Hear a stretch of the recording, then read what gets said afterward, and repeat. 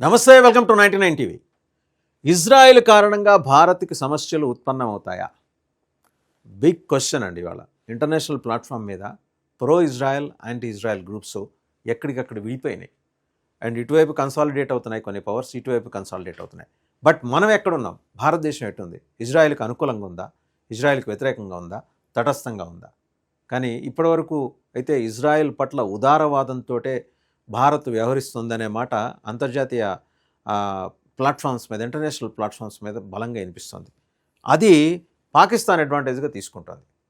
ఇప్పుడు ఏం చేశాడు ఫీల్డ్ మార్షల్ మునీర్ అమెరికా వెళ్ళి ఇరాన్కి తన స్ట్రాంగ్ అండ్ క్లారిటీతో కూడిన సంఘీభావం ప్రకటించి వస్తూ ఎందుకైనా మంచిదని ఓ మాటలా పడేసి వచ్చాడు. ఏమని? అయినప్పటికీ అమెరికా చేస్తున్న ప్రయత్నాలు to deescalate the tensions between the two countries, రెండు దేశాల మధ్య ఉద్రిక్తతలు, ఇరాన్ ఇజ్రాయెల్ మధ్య 1979 నుంచి ఉన్న ఉద్రిక్తతలను తగ్గించడం కోసం అమెరికా చేస్తున్న ప్రయత్నాలకు కూడా మేము మద్దతు పలుకుతున్నాం. రెండు నాలుకల ధోరణి. సరే, బేసిక్గా అది ఒక దేశం కాదు, వాడికి ఎన్ని నాలుకలు ఉన్నా మనకు అనవసరం. అది అటు ఉంచితే మిగిలిన దేశాలు ఇవాళ భారతదేశం వైపు చూస్తున్నాయి. మనం ఒక్కసారి రివ్యూ చేసుకుంటే కనుక ఒకటి చాలా ఇంపార్టెంట్. నెల రోజుల కిందట పాకిస్తాన్లోని కొన్ని ప్రాంతాల మీద భారతదేశం దాడి చేసినప్పుడు ఆపరేషన్ సింధూర్ పేరుతో ఇజ్రాయెల్ భారత్కి బహిరంగంగా మద్దతు ఇచ్చింది. పాకిస్తాన్ విషయంలో భారత్ వైపు నిలబడటం ఇజ్రాయెల్కి అంత కష్టం కాదు. ఎందుకంటే ఇజ్రాయెల్ని ఒక దేశంగా పాకిస్తాన్ అంగీకరించలేదు. పాకిస్తానే ఒక దేశం కాదని ప్రపంచం 196 దేశాలు అంటున్నప్పుడు పాకిస్తాన్ అనుకుంటే ఎంత, అనుకోపోతే ఎంత, గుడ్డికన్ను మూస్తే ఎంత, తెరిస్తే ఎంత. సరే, అది అటు ఉంచితే మనకి ఇరాన్తో సంబంధాలు బాగున్నాయి. ఇన్ఫ్యాక్ట్ మనం అంటే భారతదేశం ఇరాన్లో ఒక పోర్ట్ కడుతోంది. ఆ కనెక్టివిటీ, అది కనుక ఆ పోర్టు నిర్మాణం పూర్తయితే అంతర్జాతీయ వాణిజ్యంలో మనది చాలా కీ రోల్ అవుతుంది. మన ఇటు ముంబై పోర్టు నుంచి అటు గుజరాత్లోని కాండ్లా పోర్ట్ నుంచి చాలా కనెక్టివిటీ ఎస్టాబ్లిష్ అవుతుంది. అండ్ రోడ్డు మార్గం కూడా, ఇరాన్కి రోడ్డు మార్గం కూడా వేస్తున్నారు. ఇవన్నీ అయితే మన రెండు దేశాల రిలేషన్స్ బాగుంటాయి. బట్ అలాగని ఇజ్రాయెల్తో మనకున్న బంధాన్ని వదులుకోగలమా? ఇజ్రాయెల్తో ఇవాళది కాదు మన బంధం. వాళ్ళు మన పట్ల పూర్తి సంఘీభావం ఎప్పుడూ ప్రకటిస్తున్నారు. ఉగ్రదాడులు జరిగినప్పుడు కానీ, జరిగిన తర్వాత మనకి ఇంటెలిజెన్స్ పరంగా సాయం అందించడంలో కానీ, అలాగే ముందస్తుగా హెచ్చరికలు మనకి అందజేయడంలో కానీ, ఇలాంటి దాడులు, కాన్స్పిరసీస్, కుట్రకోణాలు భారతదేశానికి వ్యతిరేకంగా జరుగుతున్నాయని చెప్పడంలో కానీ ఇజ్రాయెల్ ఇంటెలిజెన్స్ సంస్థ మొసాద్ ఎప్పుడు ముందుంటూనే ఉంది. అది కాక ఏంటంటే వారికి ఆశ్రయం కల్పించి వారి మన్ననలు భారతదేశం ఈరోజు కాదు, 100 ఏళ్ళ నాడే పొందింది. And over a period of time ఆ బాండేజ్ ఎస్టాబ్లిష్ అవుతూ వస్తుంది. అయితే లాస్ట్ 1 వీక్గా జరిగిన సంఘటనలు కూడా ఇక్కడ మనం ఒకసారి చూడాలి. భారతదేశం ఇజ్రాయెల్ వైపు ఎక్కువగా మొగ్గు చూపుతోంది అనే విషయం దీని ద్వారా ఎస్టాబ్లిష్ అవుతోందనేది. గాజాలో తక్షణ కాల్పుల విరమణకు ఐక్యరాజ్య సమితి General Assembly, United Nations General Assembly June 12న ఓటింగ్ నిర్వహిస్తే 149 దేశాలు కాల్పుల విరమణకు అనుకూలంగా ఓటేసాయి. 12 దేశాలు కాల్పుల విరమణకు వ్యతిరేకంగా ఓటేసాయి. 19 దేశాలు ఓటింగ్కి దూరంగా ఉన్నాయి, తటస్థంగా ఉన్నాయి. అందులో మనం కూడా ఉన్నాం, భారతదేశం కూడా ఉంది. ఈ 19 దేశాల్లో ఒకసారి మనం కనుక చూస్తే పనామా, దక్షిణ సూడాన్, టోగో, మలావి లాంటి ఇతర దేశాలకు ప్రపంచ రాజకీయాల్లో పెద్దగా ప్రాధాన్యం లేదు. కాల్పుల విరమణకు వ్యతిరేకంగా ఓటేసిన 12 దేశాల్లో అమెరికా కూడా ఉంది. కానీ ఫిజీ, అలాగే పపువా న్యూ గినియా, టోంగా లాంటి మిగిలిన 11 దేశాలు అంతర్జాతీయ వేదికల మీద పెద్దగా ప్రభావం చూపలేవు. మనం తటస్థంగా ఉన్నాం. ఏది? 19 దేశాల్లో మనం కూడా ఉన్నాం, దూరంగా ఉన్న వాళ్ళలో. కాల్పులకు అనుకూలంగా ఓటు వేసిన 149 దేశాల్లో అన్ని ముఖ్యమైన దేశాలే. చైనా, జపాన్ లాంటి యూరప్ వరకు మొత్తం దేశాలు ఇందులో ఉన్నాయి. భారత్ ఈ ముఖ్యమైన దేశాల్లో లేదు. అయితే భారత్ మెంబర్షిప్ ఉన్న ప్రపంచ సంస్థల్లో ఇజ్రాయెల్ విషయానికి వస్తే భారత్ భిన్నంగా వ్యవహరిస్తోందనేది అంతర్జాతీయ వేదికల మీద అందరూ మాట్లాడుకుంటున్న అంశం. అలాగే ఇక దౌత్యపరమైన సవాల్ ఒకటి ఉంది, అది కూడా మాట్లాడుకోవాలి. షాంఘై కోఆపరేషన్ ఆర్గనైజేషన్ అని ఒకటి ఉంది. ఇరాన్ మీద ఇజ్రాయెల్ దాడిని ఖండిస్తూ జూన్ 14న ఒక ప్రకటన విడుదల చేసింది. భారత్ కూడా ఎస్సీఓ అంటే షాంఘై కోఆపరేటివ్ కార్పొరేషన్లో ఒక మెంబర్ కంట్రీ. కానీ ఎస్సీఓ జారీ చేసిన ప్రకటనలో భారత్ భాగం కాదని ministry of external affairs, government of India, భారతదేశం ఒక ప్రకటన జారీ చేసింది. మరోవైపు భారత్కి బ్రిక్స్లో కూడా సభ్యత్వం ఉంది. అన్ని బ్రిక్స్ దేశాలు ఇరాన్ మీద ఇజ్రాయెల్ దాడిని ఖండించాయి, కానీ భారత్ తటస్థంగా ఉంది.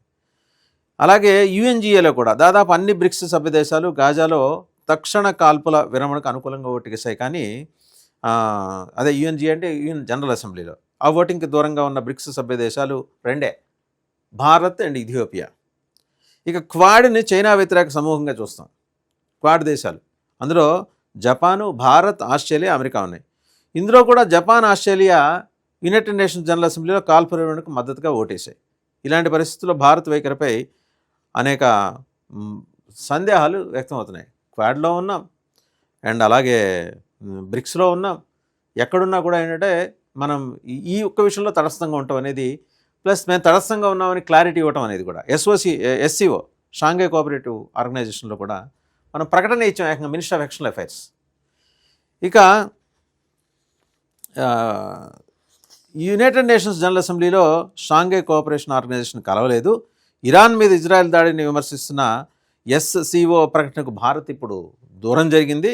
భారత్ పశ్చిమాసియాలో చాలా జాగ్రత్తగా సమతుల్య వైఖరిని కొనసాగించింది. ఇప్పుడు ఒకవైపు మొగ్గుతోందా అని geo political affairs experts question చేస్తున్నారు. అలాగే మాజీ విదేశాంగ కార్యదర్శి ఉన్నారు భారతదేశానికి, కన్వాల్ సిబల్. ఆయన ఎక్స్లో ఒక పోస్ట్ చేశారు. దౌత్యపరంగా మనం క్లిష్ట పరిస్థితుల్లో ఉన్నాం. ఇజ్రాయెల్తో సన్నిహిత సంబంధాలు, ఎస్సీఓ వంటి సమూహాల సభ్యత్వం మధ్య సమతుల్యత అంటే బ్యాలెన్స్ సాధించడం అనేది కష్టమైన పరిస్థితి అని. ఓవరాల్గా భారత్ అనుసరిస్తున్న వైఖరి మీద మేధావి వర్గాలు చాలా సందేహాలు వ్యక్తం చేస్తున్నాయి. ఇజ్రాయెల్ పట్ల మనం సానుకూలంగా ఉదారంగా ఉన్నామా అని. ఉండాల్సిన అవసరం ఏదన్నా ఉందా అంటే భారత్కు ఉండే రీజన్స్ భారత్కు ఉన్నాయి. అలాగని ఇరాన్ని దూరం పెట్టుకునే పరిస్థితి లేదు. ఇరాన్తో మన వాణిజ్యపరమైన ఒప్పందాలు ఇవాల్టివి కావు. అండ్ స్నేహం కూడా ఉంది వాళ్ళతో, ఇరాన్ దేశంతో. అలాగే ఇంకొక ప్రముఖ దౌత్యవేత్త, డిప్లొమాట్, ఐక్యరాజ్య సమితిలో భారతదేశం మాజీ శాశ్వత ప్రతినిధి సయ్యద్ అక్బరుద్దీన్, ఆయన ఏం రాశారంటే, ప్రపంచ రాజకీయాల్లో భారత్కు క్లిష్టమైన పరిస్థితి ప్రస్తుతం ఉన్నది. అక్బరుద్దీన్ గారు రాసింది. పహల్గామ్ దాడి, పాకిస్తాన్పై సైనిక ఘర్షణ తర్వాత భారత్ విదేశాలకు పంపిన ప్రతినిధి బృందంలో సయ్యద్ అక్బరుద్దీన్ కూడా ఉన్నారు. సరే, ఇంతకీ భారతదేశం మౌనానికి అర్థం ఏంటి?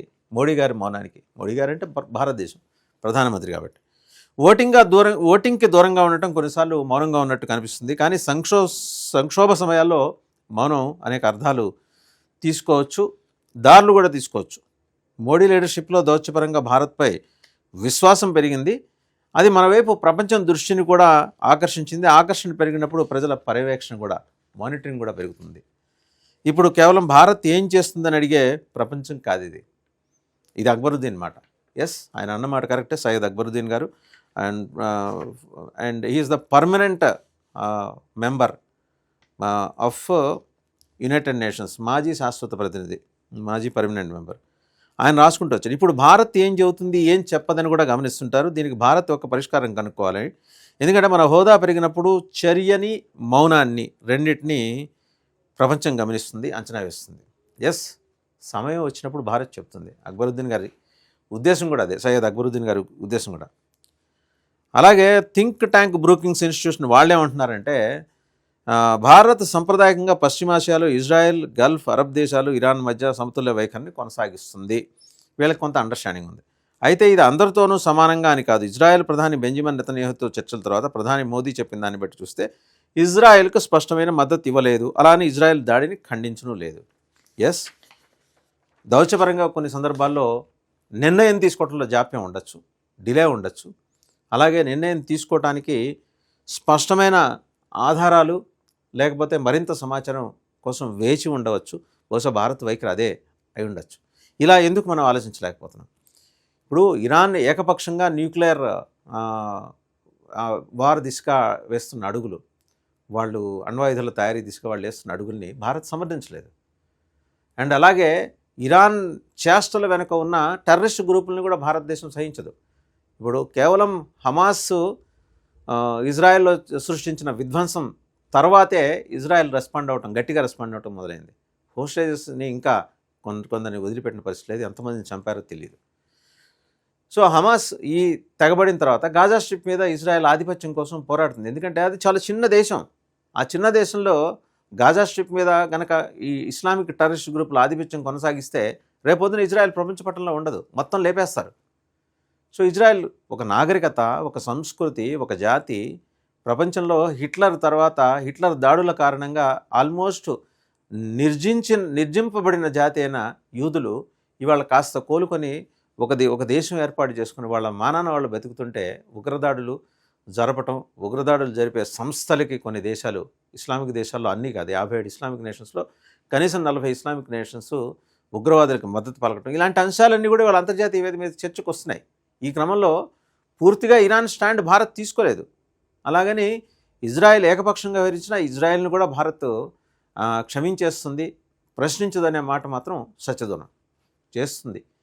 బట్ సరైన టైం కోసం భారత్ ఎదురు చూస్తుంది. సమస్యలు వస్తాయంటే వస్తాయి. ఇందాక సయ్యద్ అక్బరుద్దీన్ గారు చెప్పినట్టు మన ఆకర్షణ బాగా పెరిగినప్పుడు మన ప్రవర్తన మీద, మన మౌనం మీద, మన ప్రతి చర్య మీద కూడా మానిటరింగ్ ఉంటుంది. ప్రజలు చూస్తుంటారు, ప్రజలు చూస్తున్నారు, ప్రపంచం చూస్తుంది. సో ప్రపంచం చూసినప్పుడు బ్యాలెన్స్డ్గా ఎలా వ్యవహరించాలో ఇంతకు మించి పరిణితి ఉన్న నాయకుడికి, మనకు ఇంత పరిణితి ఉన్న నాయకుడికి మనం చెప్పక్కర్లా.